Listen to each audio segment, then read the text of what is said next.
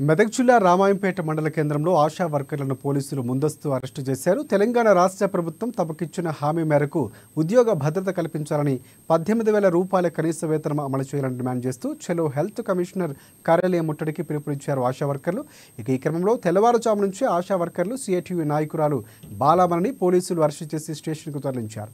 తెలంగాణ ప్రభుత్వం ఇచ్చిన హామీ నెరవేర్చకుండా అక్రమ అరెస్టులు చేయాలని తీవ్రంగా ఖండిస్తున్నామని సిఐటియు నాయకులు బాలమణి అన్నారు.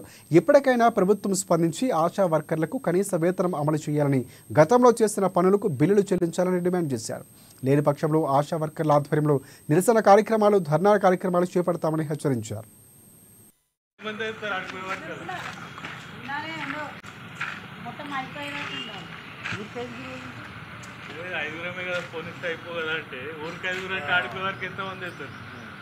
మీరు 4 గంటల ఓడిసేది